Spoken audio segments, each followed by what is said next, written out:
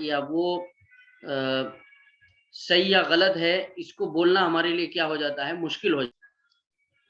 تو جو لفظ سے ہم کو جو ہے پوری بات سمجھ میں آتی ہے اس کو کہتے ہیں مرکب تام۔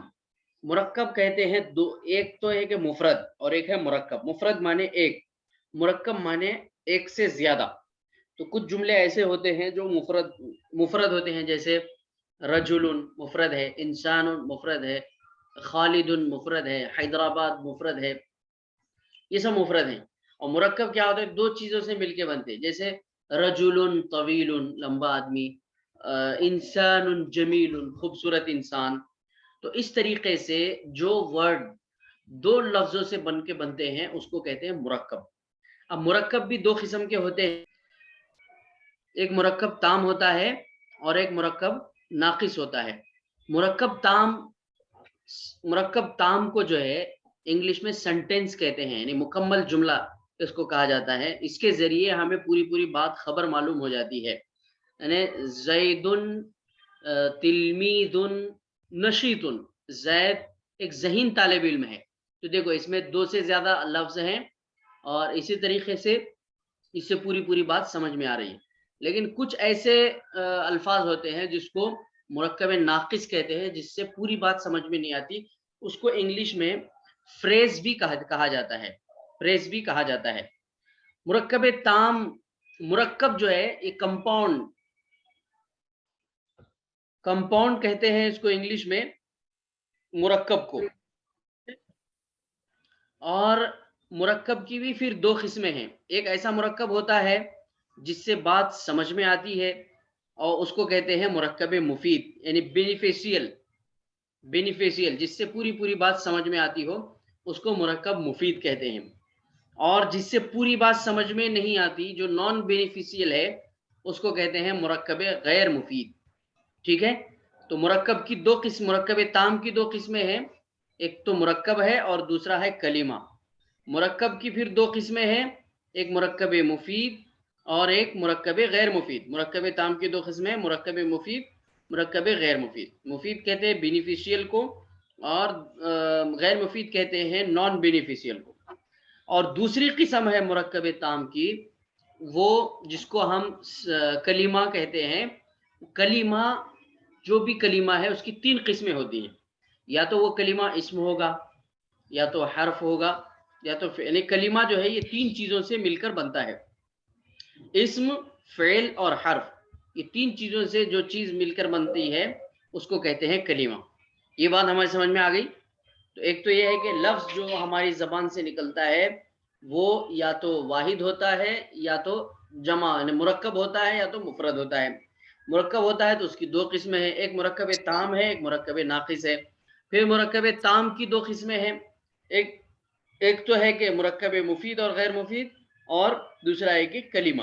اور کلمے کی پھر تین قسمیں ہیں، اسم، فعل، حرف۔ ٹھیک ہے، یہ بات سمجھ میں آ گئی۔ اب ہم آگے بڑھتے ہیں، یہاں پر مرکب ناقص کی 5 اقسام بیان کیے گئے ہیں۔ مرکب ناقص کی 5 اقسام بیان کیے گئے ہیں۔ فریز جو ہے 5 ٹائپ کے ہوتے ہیں۔ ایک کو کہتے ہیں مرکب اشاری، ہم نے اس میں اشارہ پڑھا ہے نا، ھذا، ھذہ، ذالک، تلک، اولئک، ہؤلاء، یہ جتنے بھی ہیں یہ اسماء اشارہ ہیں۔ تو اسماء اشارہ اگر کسی اسم کے ساتھ جڑ جاتے ہیں تو وہ مرکب اشاری بن جاتا ہے، اس کو کہتے ہیں ڈومینسٹریٹیو فریز، اس کو کہتے ہیں ڈومینسٹریٹیو فریز۔ اور دوسرا ہے مرکب جار۔ مرکب جار مانے پریپوزیشنل فریز، یعنی اس میں جو ہے حروف جارہ سے مل کر جو اسما بنتے ہیں اس کو کہتے ہیں مرکب جار۔ ٹھیک ہے نا؟ جیسے حروف جار کتنے ہیں، کیا ہیں، ہم لوگ آگے پڑھیں گے۔ اسی طریقے سے ایک ہوتا ہے مرکب توصیفی، ایڈجیکٹیو فریز اس کو کہا جاتا ہے، یعنی اس میں کسی قسم کی تعریف یا برائی بیان کی جاتی ہو، اس کو کہتے ہیں مرکب توصیفی۔ اور دوسرا ہے، چوتھا ہے مرکب اضافی۔ مرکب اضافی اس کو کہتے ہیں پوسیسو فریز، यानी किसी इसम की किसी दूसरे इसम की या किसी चीज की किसी दूसरे चीज की तरफ निस्बत की जाए या इजाफत की जाए या उसकी तरफ उसको कनेक्शन बताया जाए तो इसको कहते हैं मुरक्कब इजाफी। ठीक है। और एक होता है मुरक्कब अत्फी। अत्फ के माने आते हैं एक सेंटेंस को दूसरे सेंटेंस से जोड़ना। जैसे जा जैदुन, जैद आया, व अमरुन, और अमर भी आया। तो यहाँ पर जो वाव है ये वाव हर्फ अत्फ है, और ये जो मुरक्कब है जैदुन व अमरुन, ये मुरक्कब अत्फी कहलाता है। उसको मिसालों से हम लोग आगे देखेंगे। अब सिर्फ इतना अब जहन में रख लीजिए कि यहाँ पर जो मुरक्कब यहाँ पर जो मुरक्कब बतलाया जा रहा है वो मुरक्कब नाकिस है, और उसकी 5 किस्में हैं। मुरक्कब इशारी, demonstrative phrase, मुरक्कब jar, prepositional phrase, और मुरक्कब तौसीफी, एडजेक्टिव फ्रेज, मुरक्कब इजाफी, पॉसेसिव फ्रेज, और मुरक्कब आतफी, कंजक्शनल फ्रेज इसको कहा जाता है। ठीक है। अब हम आगे देखते हैं कि मुरक्कब के माने आते हैं कंपाउंड। मुरक्कब की 2 किस्में, जैसा कि मैं पहले बतलाया आपको। यहाँ पर ये जो है इसको उसी को यहाँ पर आपके रोमन इंग्लिश में बयान किया जा रहा है कि मुरक्कब मुफीद यूजफुल कंपाउंड को कहा जाता है। ठीक है। और मुरक्कब गैर मुफीद कहते हैं मीनिंगलेस कंपाउंड। मुरक्कब गैर मुफीद किसे कहते हैं? Meaningless compound. तो इसके अंदर जो है मुकम्मल जुमला होता है। मुरक्कब मुफीद के अंदर मुकम्मल जुमला होता है, यानी इस्म फेल हर्फ से मिलकर एक कंप्लीट सेंटेंस हमारे सामने आता है। जैसे जा ज़ैदुन राकिबन, जैद आया सवार होकर। तो ये क्या है? मुरक्कब है। 3 जुमलों से, जा, फिर ज़ैदुन, फिर राकिबन, ये 3 जुमले मिलकर के ये बना है। तो इसका मतलब ये मुरक्कब है। लेकिन इससे पूरी बात हमारे समझ में आ रही है, और इसमें इस्म फेल हर्फ का इस्तेमाल हुआ है, तो लिहाजा ये जो है मुरक्कब मुफीद है। इससे पूरी बात समझ में आ रही है। और दूसरा है मुरक्कब गैर मुफीद, यानी मीनिंगलेस। जैसे कलम ज़ैदिन, जैद का कलम कैसा है? जैद का कलम बोलने से बात थोड़ी समझ में आती। हाँ, इतना मालूम हो गया है कि ये कलम जैद का है, लेकिन कलम नया है, पुराना है, ब्लू है, येलो है, रेड है, क्या है ये पता नहीं चल रहा है हमको। तो लिहाजा ये मुरक्कब इजाफी है। तो मुरक्कब इजाफी जो है ये मुरक्कब गैर मुफीद में इसका शुमार होता है। ठीक है। अब आगे देखिए, यहाँ पर फिर से उसको आप देखिए, मुरक्कब गैर मुफीद की 5 किस्में यहाँ पर बयान की गई हैं। मुरक्कब जार यानी प्रीपोजिशनल फ्रेज, मुरक्कब इशारी है सबसे पहले, डेमोंस्ट्रेटिव फ्रेज।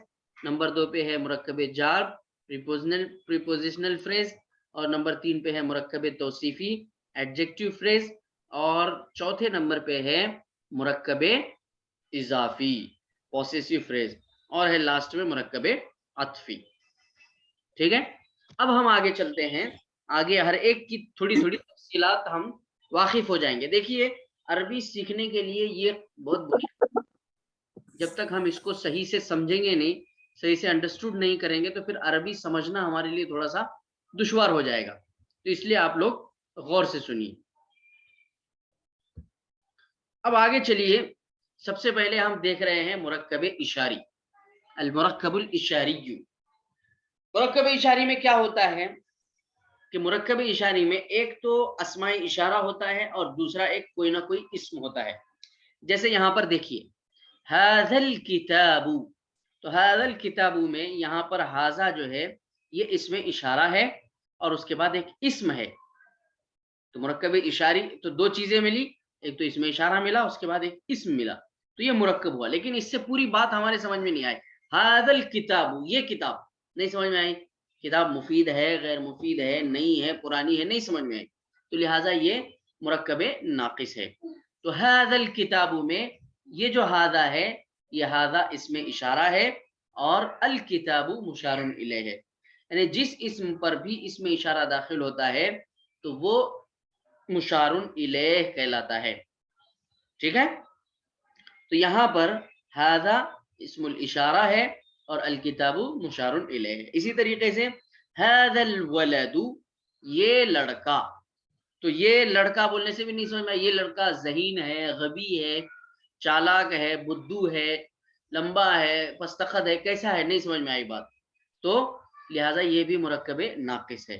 تو اس میں جو ہے مرکب ناقص میں یہ جو ہاذا ہے، ہاذا اس میں اشارہ ہے، اور الولد یہ مشار الیہ ہے. اسی طریقے سے آپ دیکھیے ہاذا البیت، یہ گھر، ہاذا البیت یہ گھر، کیا گھر، یہ گھر بڑا ہے چھوٹا ہے، تو کچھ سمجھ میں نہیں آئی بات. تو لہٰذا یہ مرکب اشاری یہ غیر مفید ہے، مرکب ناقص ہے. تو ہاذا اس میں اشارہ ہے، اور البیت مشار الیہ ہے. ٹھیک ہے.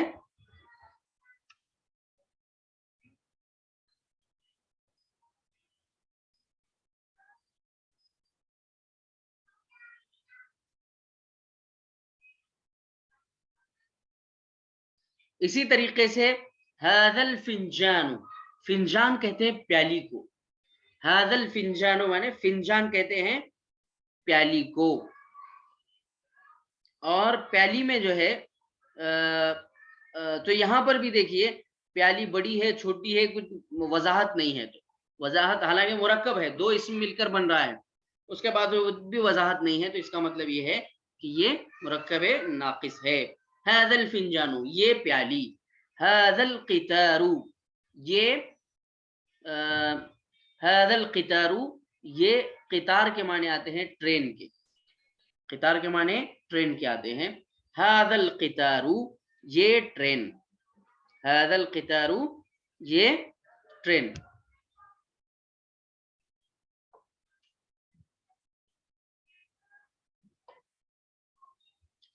هذا الباص، الباص کہتے ہیں بس کو، الباص کہتے ہیں بس کو.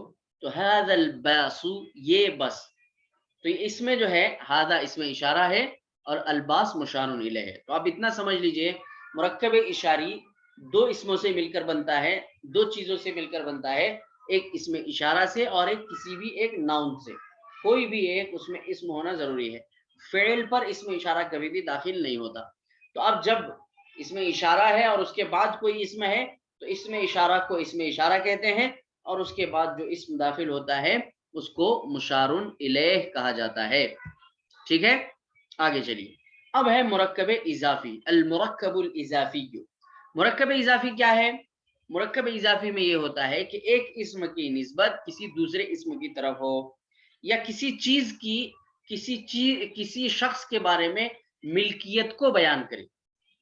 یعنی کسی چیز کی ملکیت کسی دوسرے شخص کے بارے میں بیان کرنا، کہ کسی ایک چیز کی نسبت کسی دوسرے چیز کی طرف کرنا، اس کو کہتے ہیں مرکب اضافی.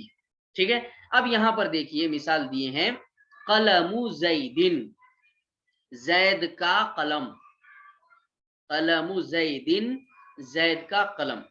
تو اس میں جو ہے قلم کی نسبت کی جا رہی ہے زید کی طرف، یعنی زید کا قلم ہے مطلب قلم کی ملکیت ہے، یعنی قلم پر زید کی ملکیت ہے، یعنی زید قلم کا مالک ہے. تو لہذا ملکیت بھی بتلا رہے ہیں اور قلم کی نسبت بھی زید کی طرف کر رہے ہیں. تو مرکب اضافی وہ اسم ہوتا ہے، وہ مرکب ہوتا ہے جو مضاف اور مضاف الیہ سے مل کر بنتا ہے.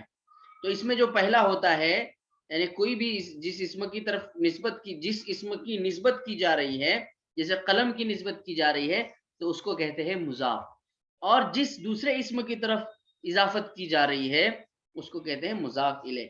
پھر یہ مضاف اور مضاف الیہ آپس میں مل کر مرکب اضافی بن جاتے ہیں.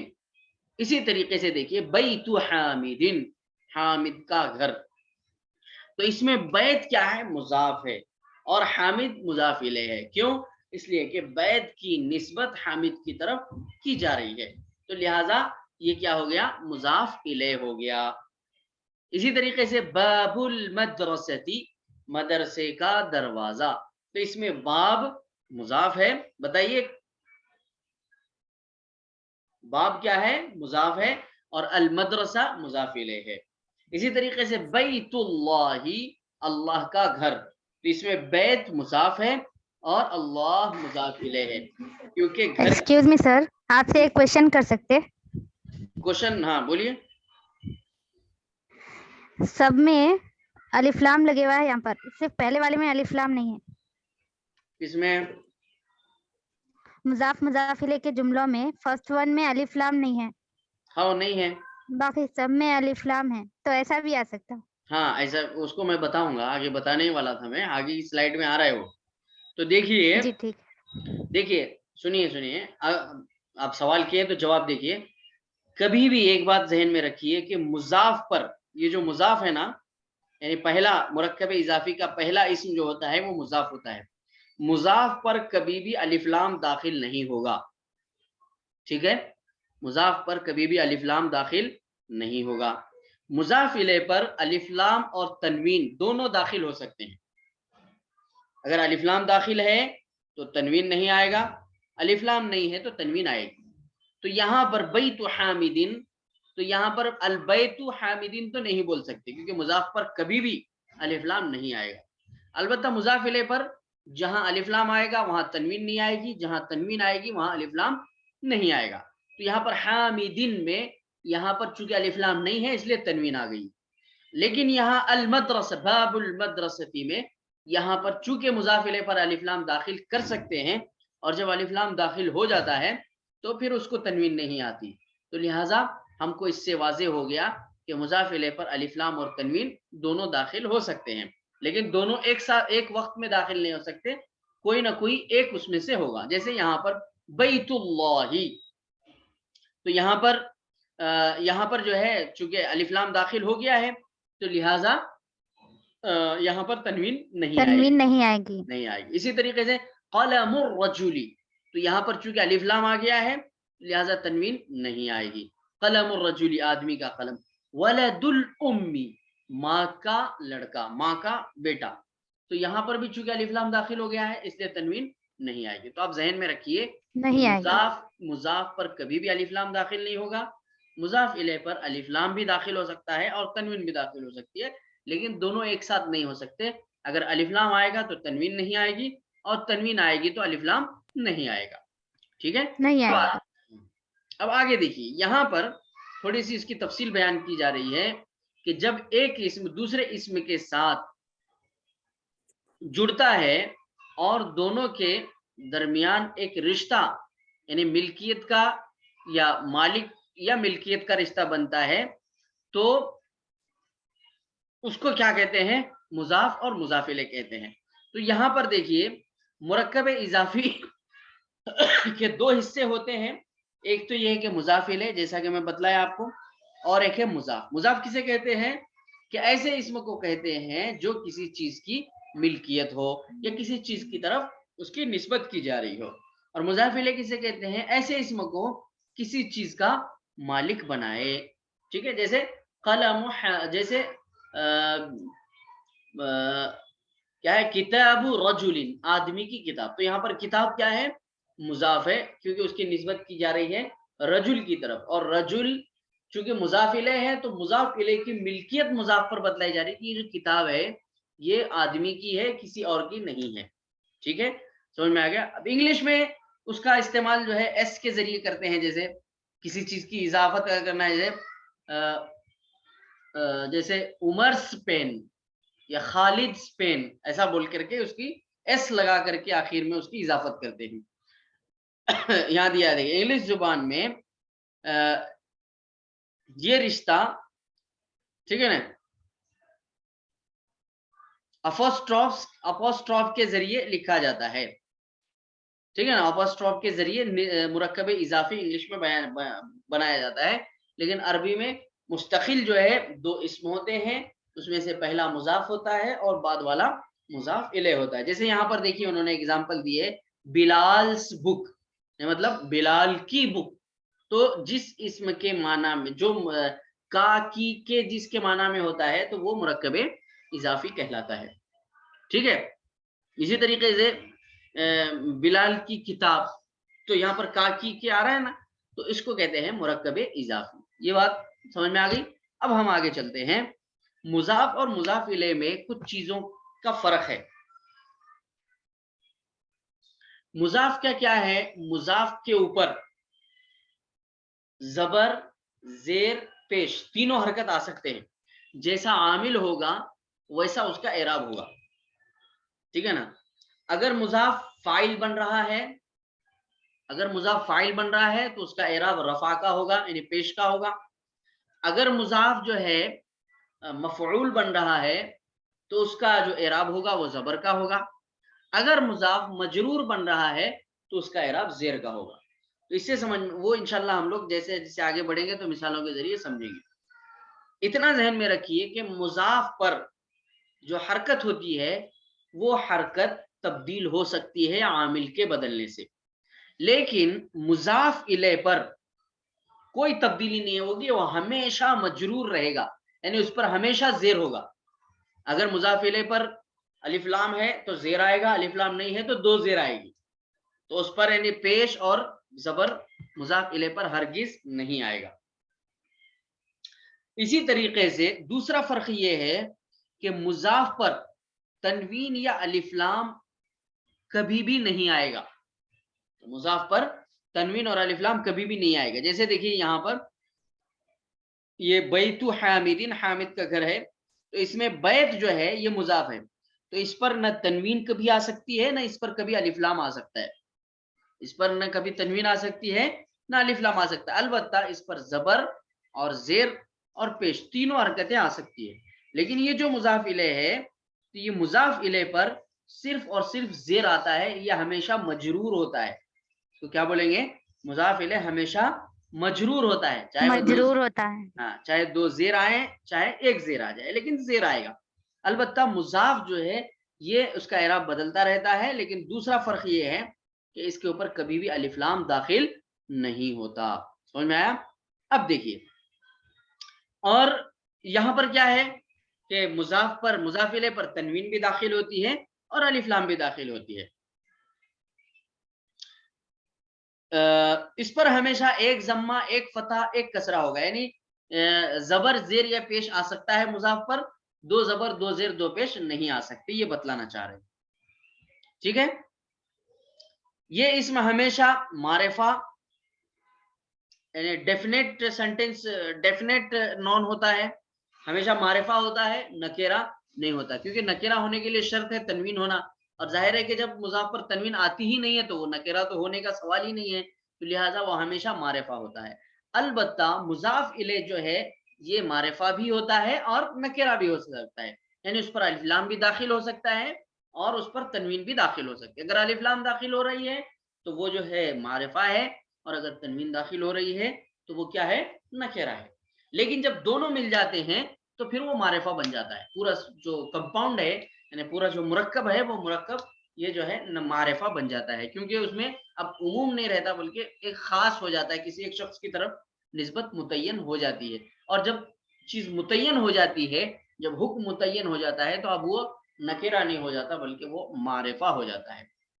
ٹھیک ہے، اب دیکھیے آگے، اب ہے مرکب توصیفی.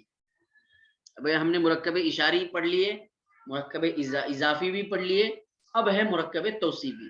مرکب توصیفی میں کیا ہوتا ہے؟ مرکب توصیفی جو ہے، مرکب توصیفی میں دو اسم ہوتے ہیں، ان میں سے پہلا اسم موصوف ہوتا ہے اور دوسرا اسم صفت ہوتی ہے. یعنی کسی آدمی کی اچھائی یا برائی بیان کرنے کو مرکب توصیفی کہتے ہیں، اور صفت کو انگلش میں کہتے ہیں ایڈجیکٹیو، جیسا کہ آپ دیکھ رہے ہیں.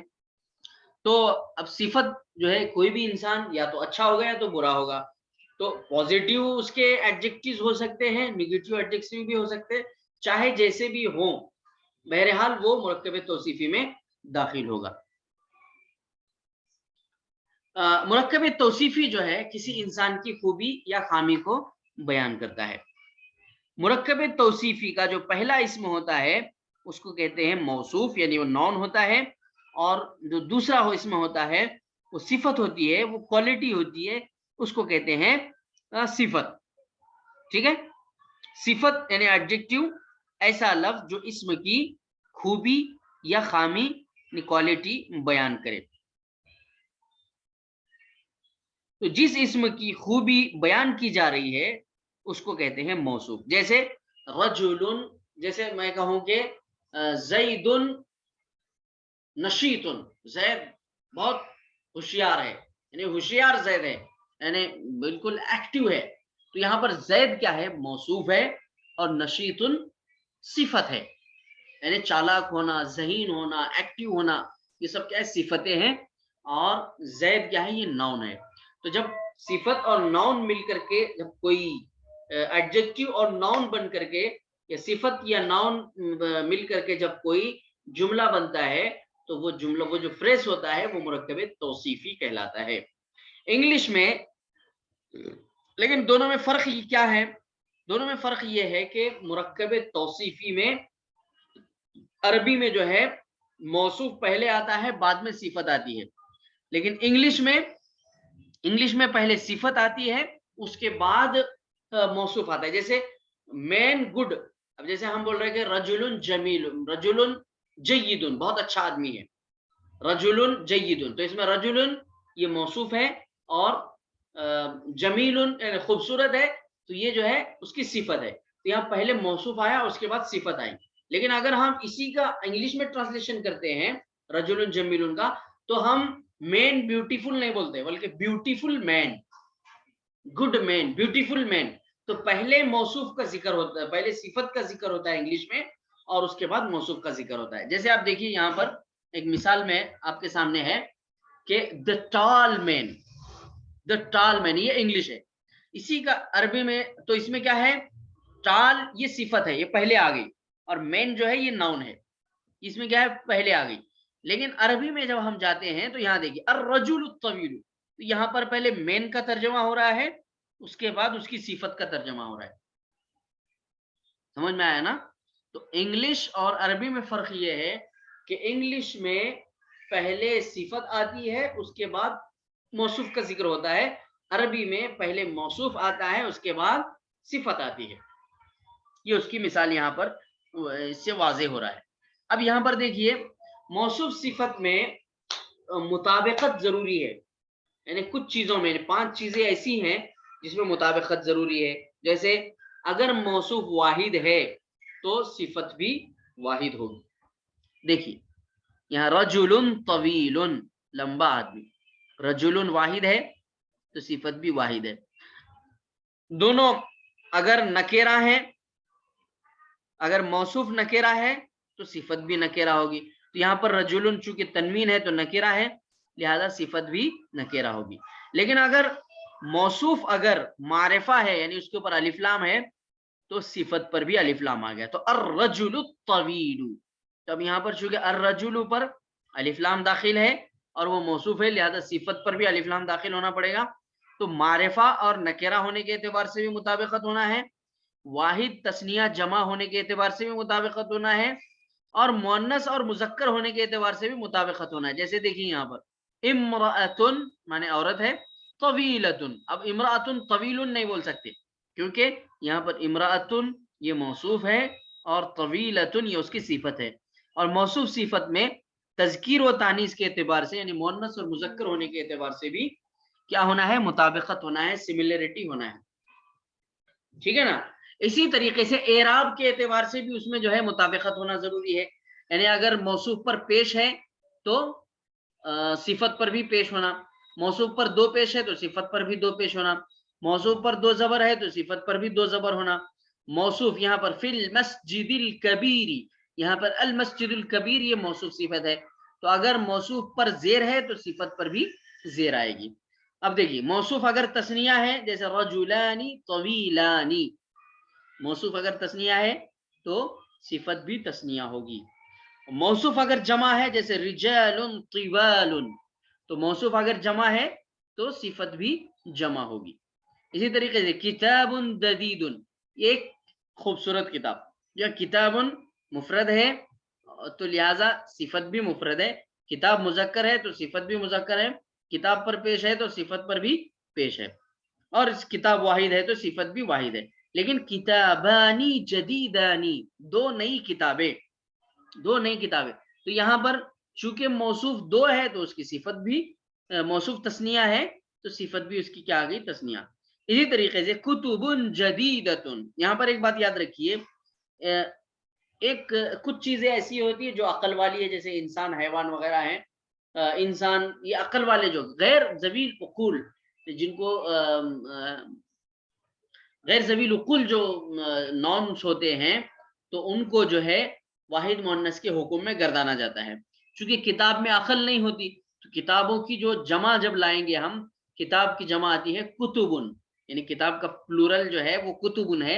اگر ہم کتبن کہتے ہیں تو یہ واحد مؤنث کے حکم میں ہوگا. جب یہ واحد مؤنث کے حکم میں ہے تو اس کی صفت بھی مؤنث ہی آئے گی. تو کتبن جدیدۃ، نئی کتابیں. سمجھ میں آ گیا؟ تو اس طریقے سے مرکب ناقص اور یعنی مرکب اضافی، مرکب توصیفی میں یہ چیزیں ہیں. تو اب اس کا خلاصہ سن لیجئے. مرکب توصیفی اس مرکب کو کہتے ہیں جو موصوف اور صفت سے مل کر بنے، یعنی کسی ناؤن کی اچھائی یا برائی کو بیان کرنے کو مرکب توصیفی کہتے ہیں. اس میں سے پہلا حصہ جو ہے وہ موصوف ہوتا ہے، جیسا کہ یہاں پر بیان کیا گیا ہے. پہلا حصہ کیا ہوگا؟ موصوف ہوگا. دیکھیں زہر جمیل، زہر جمیل، تو یہاں پر پھول، خوبصورت پھول، تو اس میں یہ موصوف صفت ہے. اور دونوں نکرہ ہیں، دونوں واحد ہیں، ہے نا، دونوں مذکر ہیں. تو اس میں جو زہرن ہے یہ موصوف ہے. زہرن کے معنی آتے ہیں گلاب کے پھول کے. زہرن موصوف ہے اور جمیلن اس کی صفت ہے. اسی طریقے سے کتاب مفید، مفید کتاب، تو یہاں پر دیکھیے کتاب یہ مفرد ہے تو لہذا صفت بھی مفرد ہے. کتاب پر پیش ہے تو صفت پر بھی پیش ہے. کتاب نکیرہ ہے تو صفت بھی نکیرہ ہے. ٹھیک ہے. کتاب واحد ہے تو صفت بھی واحد ہے. تو کتاب مفید، مفید کتاب. اب یہاں دیکھیے قلنسوۃ جدیدۃ، نئی ٹوپی. تو یہاں دیکھیے قلنسوۃ یہ آخر میں گولتا ہونے کی وجہ سے مؤنث ہے تو لہٰذا اس کی صفت بھی مؤنث آ گئی. اور قلنسوۃ چونکہ واحد ہے تو لہٰذا اس کی صفت بھی واحد ہے. اسی طریقے سے مدینۃ کبیرۃ، بڑا شہر. مدینۃ کبیرۃ، بڑا شہر. تو یہ بھی جو ہے مدینۃ یہ مفرد ہے اور مؤنث ہے تو لہٰذا اس کی صفت بھی مفرد بھی ہے اور مؤنث بھی ہے. اسی طریقے سے التفاح اللذیذ، التفاح کے معنی آتے ہیں سیب کے. التفاح اللذیذ، ٹیسٹی، ڈیلیشیس سیب، ایپل کہا جاتا ہے. تو یہاں پر دیکھیے مفرد ہے، التفاح مفرد ہے تو لہٰذا اللذیذ بھی مفرد آیا. لیکن التفاح معرفہ ہے یعنی اس پر الف لام داخل ہو گیا ہے تو لہٰذا صفت پر بھی الف لام داخل ہو گیا. تو یہ مطابقت ہونا موصوف صفت کے اندر ضروری ہے. اسی طریقے سے دیکھیے التلمیذۃ الذکیۃ، ہوشیار طالبہ. تو یہاں پر دیکھیے اس پہ الف لام داخل ہو گیا تو اس پر بھی الف لام داخل ہو گیا.